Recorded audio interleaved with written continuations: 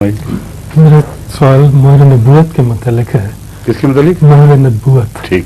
تو اس میں عام طور پہ جیسے حضرت سلمان فارسی کا ایمان لانے کا واقعہ ہے کہ انہیں کہا گیا تھا کہ حضرت رسول کے وہ شانوں کے درمیان مہر نبوت ہوگی.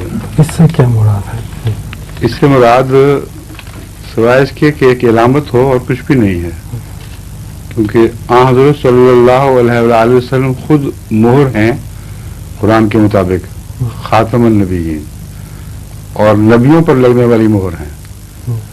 تو آپ پر مہر کیسے ہوگی؟ پھر وہ جو مہر ہے وہ تو باقی نبیوں پر نہیں، پھر رسول اللہ صلی اللہ علیہ وسلم پر لگی ہوئی ہے. جس مہر کا ذکر حدیثوں میں پڑھتے ہیں کہ شانے کے پیچھے کچھ ابھار سا تھا، اس لیے اس کو صرف ایک علامتی مہر سمجھا جا سکتا ہے.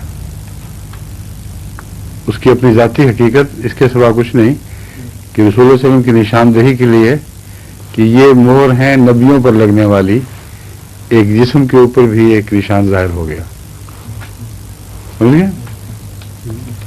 حضور میرا سوال یہ ہے کہ سورۃ کاف آیت 61 میں ایک بزرگ کا واقعہ ہے جس کی غیر عملی کچھ تفصیل کرتے ہیں جو مجھے عجیب لگتی ہے. کیا لگتی ہے آپ کو؟ یہ تفاصیل کہاں سے لیتے ہیں؟ وہ یہ ہے کہ مثلاً